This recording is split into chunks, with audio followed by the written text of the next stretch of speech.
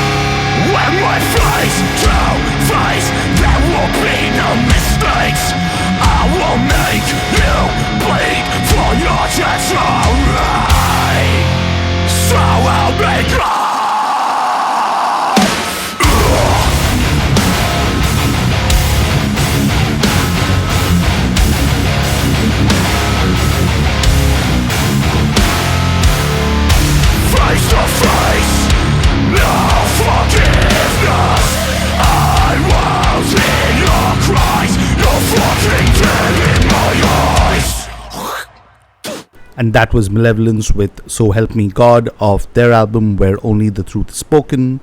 As always, link in the show notes. On this episode, I've got Matt from King Parrot. They've got a new album out, A Young Person's Guide to.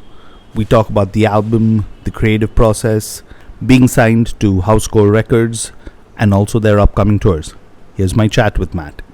Hi, Matt. Welcome to the podcast. Thanks very much for having me, man. I appreciate you. Okay, and since I've been to Australia a few times, I know this is something that you guys say very often. So, good day, mate. G'day, mate.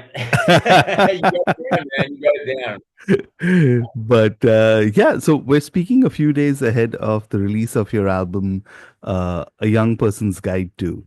Uh, how does it feel to be like, doing press around the album? It's been a while since you'll put out some music. How does it feel?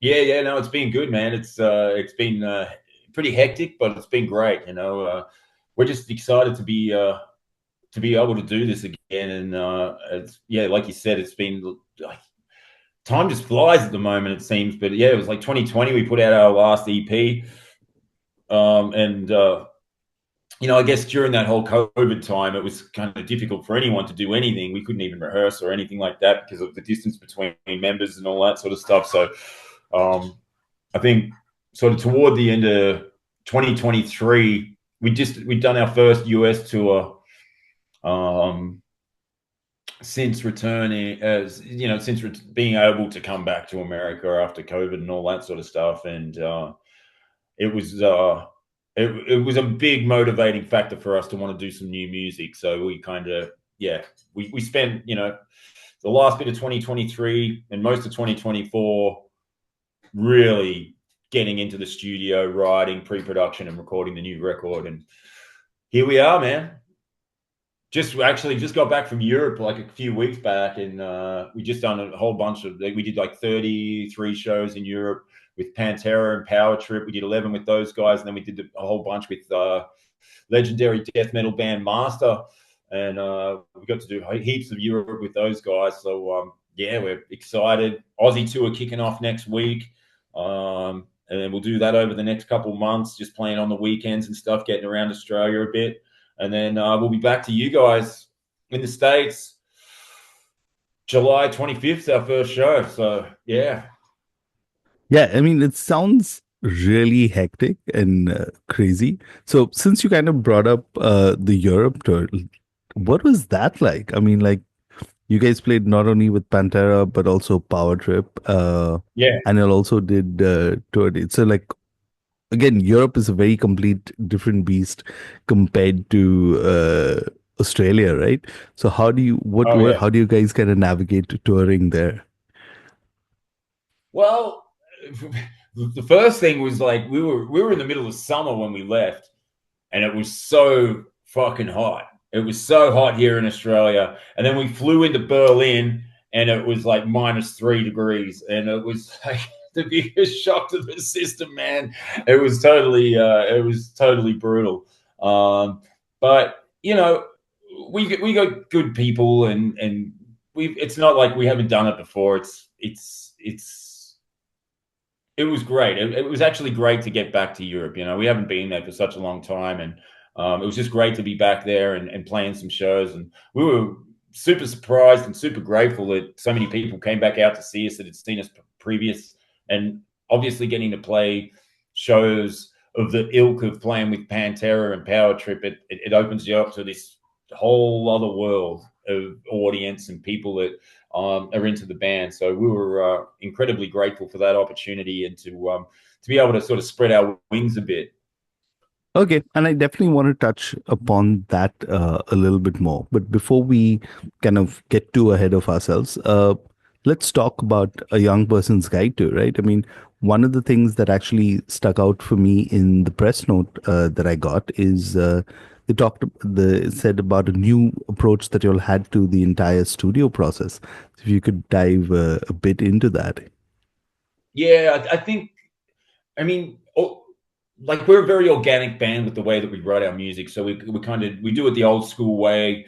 We get into the room, we feel out the riffs, we try different tempos and different beats and things like that, and what will work best for this riff and going into the next part. And we kind of piece the songs together in a really organic kind of way. But I think on our previous records, we've kind of just gone in and done it the punk rock kind of way and just no click track, just let's get the best take and minimal overdubs and stuff like that.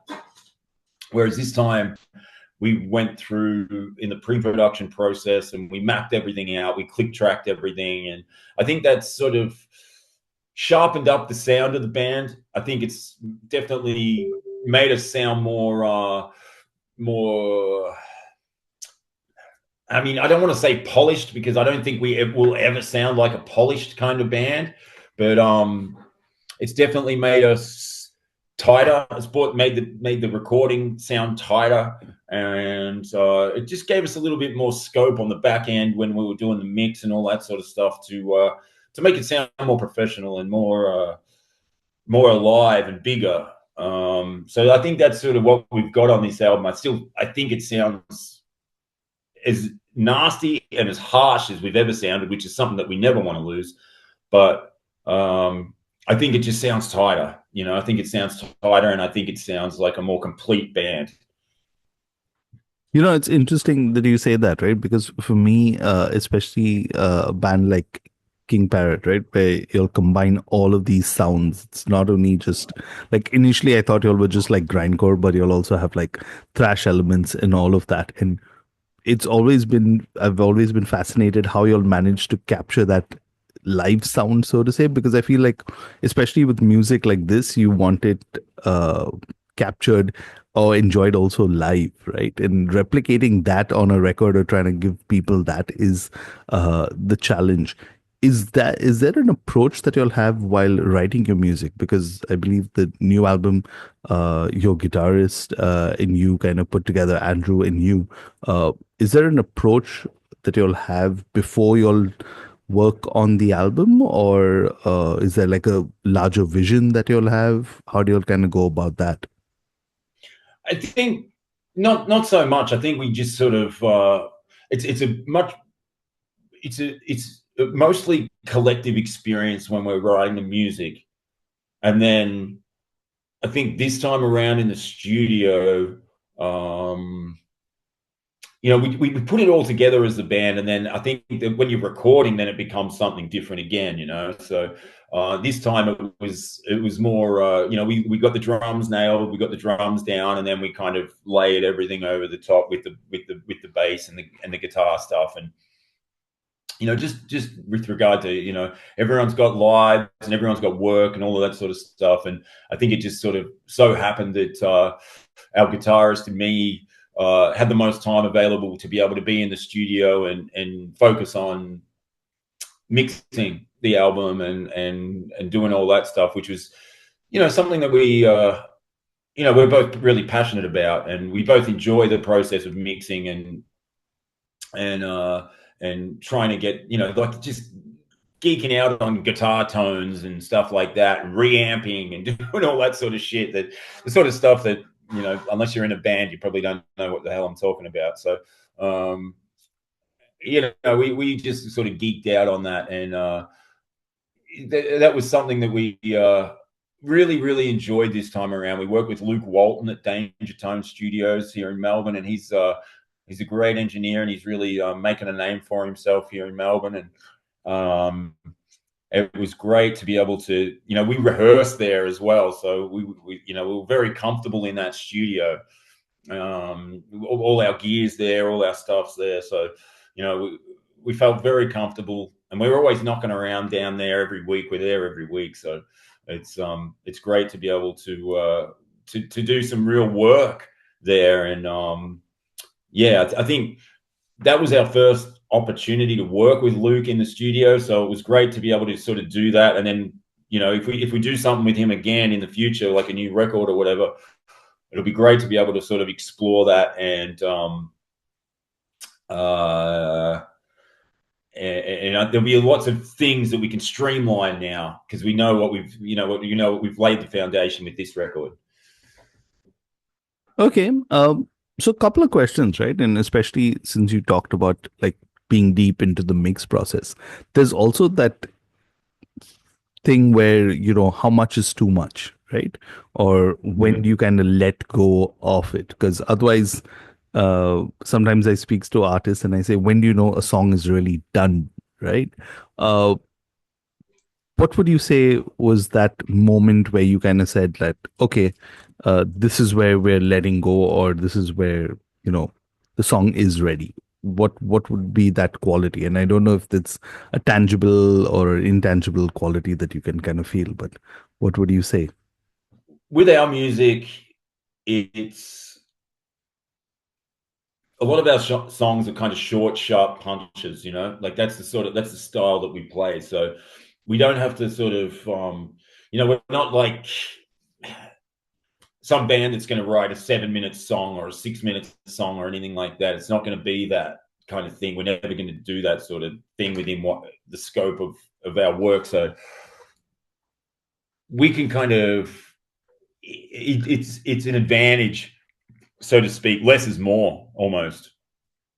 It's almost like, oh, that bit's really, really catchy. Let's only just put that in there once. Rather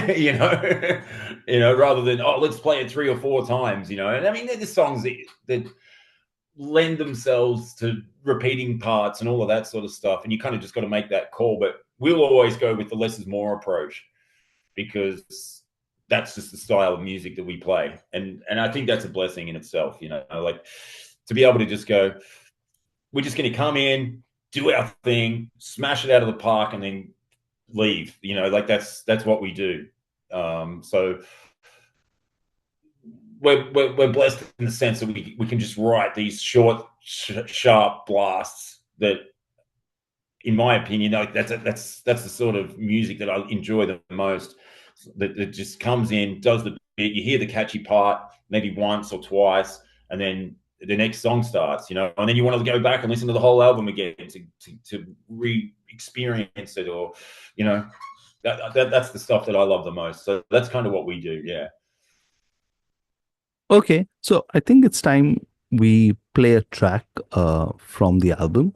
So if you could kind of, go back when you were kind of working on the album, at which point, either during the writing or the recording and mixing process, where you knew that, like, hey, this is something different, something new, this is something exciting that we've got, and which kind of defined what the rest of A Young Person's Guide to was. What song would you say that is? Well, I would put on the song "Fuck You" and the horse you rode in on. Okay.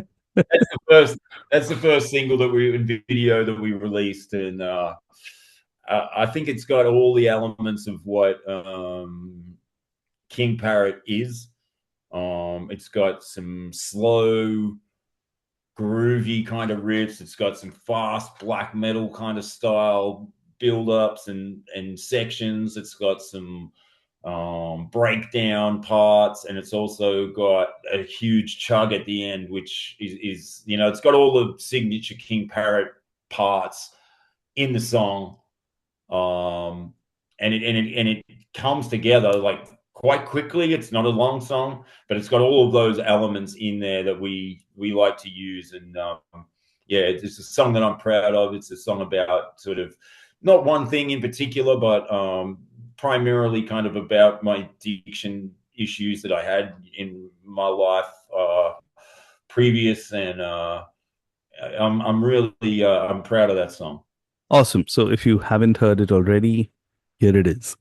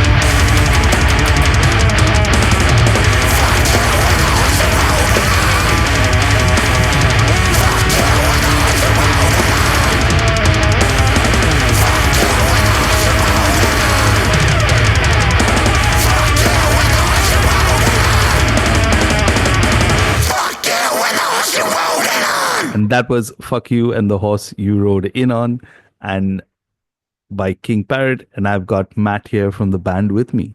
Now, one of the things I'm always kind of curious and kind of also when you're looking at labels, right? And especially in 2025, where you have this debate, right? Like labels are irrelevant, you don't need labels, or then you look at certain bands, especially who are looking to get signed to labels.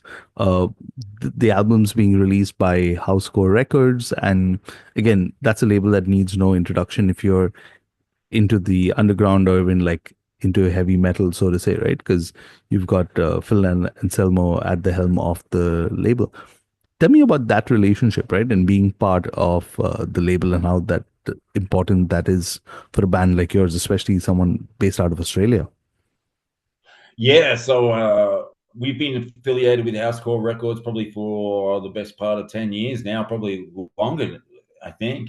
Um, it started one day. We just got an email from Philip uh, out of the blue, and I don't know, I was just looking on my emails, and all of a sudden, I called our guitarist. I said, dude, I think Philip Anselmo just emailed us. and we started writing back, and he must have been online. So we were kind of writing back and forth. And not long after that, he was out in Australia here for Soundwave Festival with Down, and we would happen to be playing that festival too. And yeah, he was wearing a King Parrot shirt already. Someone must have given him a shirt, and we were just incredibly, like taken aback. But I think maybe a month or a couple of months prior to that happening, we played with I Hate God at a festival in Australia too, and we caught up with those guys, and maybe they kind of spread the word around down New Orleans way. And anyway, from there, a few months later, we were in America, and we caught up with Philip, and he invited us to go and hang out at the studio and at their place, and we've just been good friends since. And he asked if we were interested in doing our next record at his studio, which obviously we jumped at the opportunity to be able to do that. And since then we've toured with Down and Superjoint and Philip Anselmo and the Illegals, and now that they're doing Pantera again, like we've been touring with Pantera a bit too. So it's like it's been a crazy experience, and it's been a friendship that we're incredibly grateful for. And it's really nice to be able to have like a home base that feels like home in Louisiana. We love it down there. It's such a beautiful place. And we often fly in there when we're coming to do our US tours, and our backline and all our gear and stuff sitting there. And it's a real family kind of vibe, and they've looked after us incredibly well, and provided us with many opportunities. And yeah, we're just stoked that we get the chance to be able to be part of it all. Yeah, that's really awesome. I mean, that's one, I think one of the earliest ways actually that King Parrot got on my radar, right, is that you were part of the label. And I think that goes to kind of show that like being part of a label, no matter how small or big it is also kind of important, especially in this time. Now, one of the things I actually found really interesting about uh, the band that I had to ask you is y'all have actually been nominated for the ARIA Award not once, but twice. Uh, and y'all are one of the heaviest bands to be nominated for this. I mean, again, I know that like awards, especially when it comes to heavy metal and stuff like that, but what's that experience like, or what's that been like for you guys? Ridiculous. Yeah, like I mean,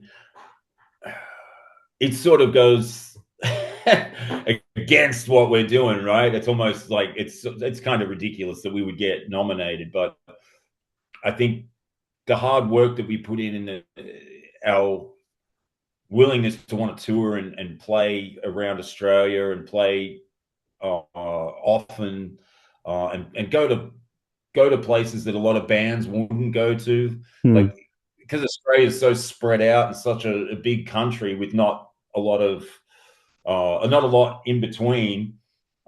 We have to kind of go out to these like regional areas and play shows in these smaller towns and places. So the reach of our band has kind of gone out to a lot of places around Australia, which many bands that play the kind of music that we play they wouldn't go there.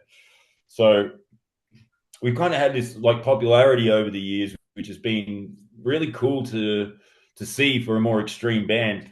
I mean, we've got popular heavy bands like sort of Parkway Drive and Thy Art Is Murder, or the Amity Affliction, and I mean Speed more recently, like a hardcore band, like bands that have kind of got quite popular both here in Australia and internationally, where we're always kind of being more of like, we play, from my perspective, heavier music, and it's more underground, absolutely more influenced by underground music than any of those bands. And so to be kind of put into that category with those kind of bands is quite surreal for us. And we've been nominated for these ARIA awards, which is like the equivalent of a Grammy award in America. And just to be put in the conversation is, I mean, obviously we appreciate it. It's cool, but it's sort of, I don't think we ever had any expectations around winning. But But being on the red carpet with pop stars and stuff like that is quite funny. But we take it. We just go and do it and have fun. Why not? Why not? You only live once. yeah, and I'm glad you kind Apparently, of. you live twice. I don't know, but as far as I know, you only live once. But I'm glad you brought up Speed, right? Because actually, on one of my, I got recommended this video. So they played at Coachella, right? And the Oh yeah, yeah, I podcast, saw that. Hardlore podcast, did a video on them about their entire journey. So that's on my watch list. But since you already are talking about Australian artists, right? What are some of the, I mean, so this is a regular segment that I keep doing on the podcast, which is what are you listening to? So if you don't Right. mind kind of going through whatever playlist of yours or whichever app you listen to music, what are you currently listening to? Well, I've always listening to new stuff, like heavy stuff. I love the new Nails record. That's awesome. Every Bridge Burning is a great record. Um, yeah, I really like that. I mean, I like everything that they've done, but I just like the sound that they get. It just sounds so visceral and brutal, and just the energy. And some of the song titles like make me laugh as well. Like, what's one of the songs, lacking the ability to process empathy, like to me, I just love that song title. It's awesome. And there's got to be a tongue-in-cheek element to that, surely, but I just see it so nasty. um Outside of that, I gave the new Warbringer album a listen the other day. That's kind of cool. It's not exactly my sort of thing, but I can appreciate the musicality and the playing on it is pretty cool. It's pretty killer. We played with those guys in Australia years ago, like over a decade ago for sure. They're a cool band.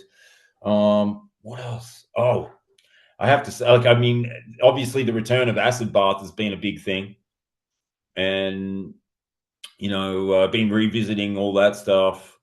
I've been listening to the Dax Riggs EP.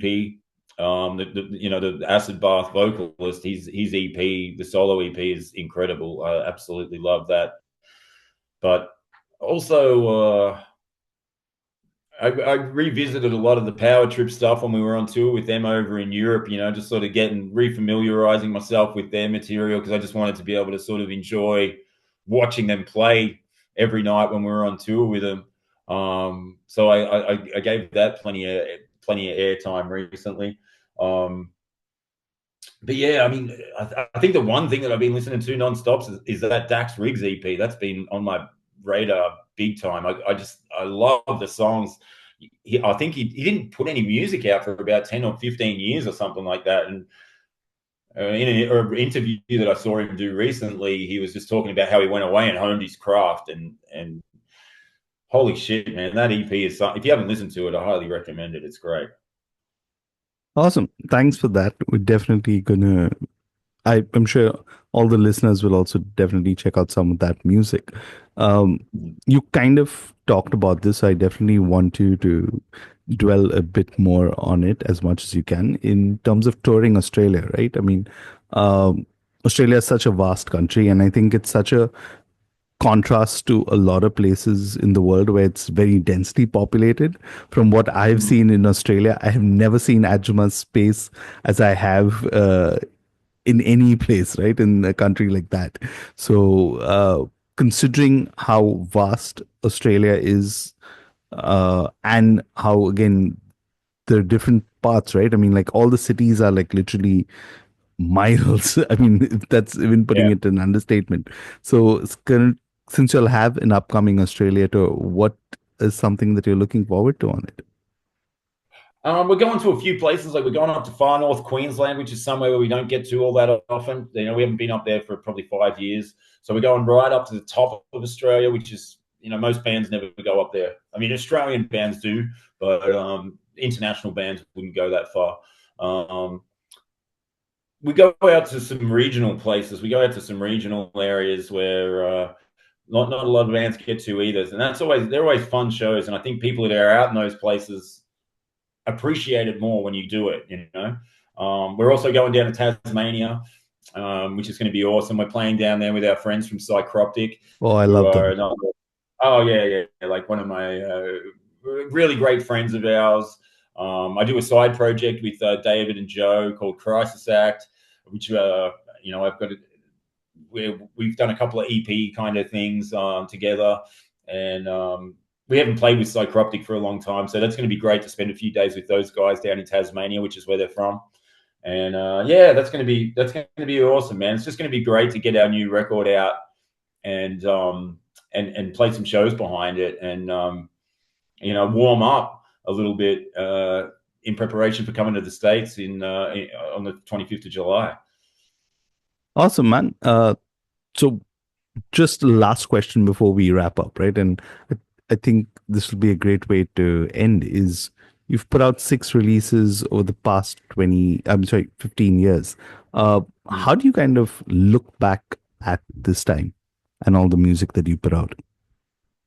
Oh man, it's been a trip, man. It's been a total trip. Like from when we started, to what's to where we are now. When I look back on it, it's been a dream come true, really. Like it really has. That my ambitions as a musician was always just to play in a band. I just wanted to play in a band. That was it. And I wanted to be able to play some shows in Melbourne as a youngster. Like I wanted to go and play in all the pub scene and all of that down in Melbourne. And then as that kind of started to happen, it was your ideas and thoughts about what you want to do become bigger. But I could never have predicted what we've done or what the things that we're doing when we started King Parrot.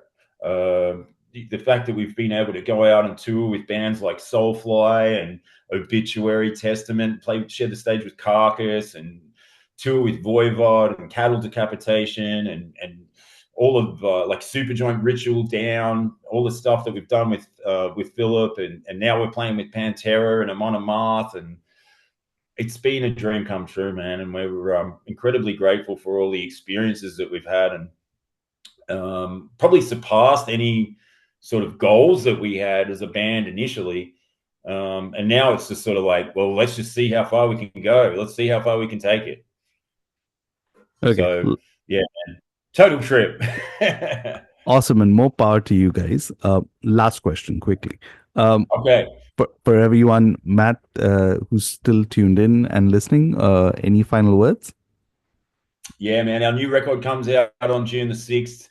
It's out on Housecore Records. You can get it from their housecorecords.com, or if you're in other territories, you can go to kingparrot.net and check it out. It's there's we've got Dead Set Records here in Australia, Dead Serious recordings in Europe and the UK are putting it out over there, and Obliteration Records in Japan are putting it out there. So it's an exciting time for the band, and we can't wait to get back over to the States, kick off our Aussie tour next weekend, and it's great. Check out the new record when you can. We appreciate it. There's a whole bunch of videos.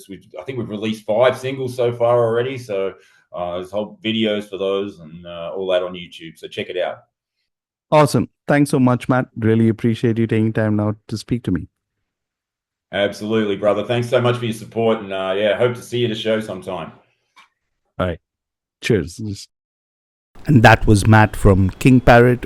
Do check out A Young Person's Guide to, and also follow them on social media and keep track of their tour dates. Who knows, they may show up in a city near you. That's all from this episode. I've got another episode coming out in another few days, so stay tuned for that.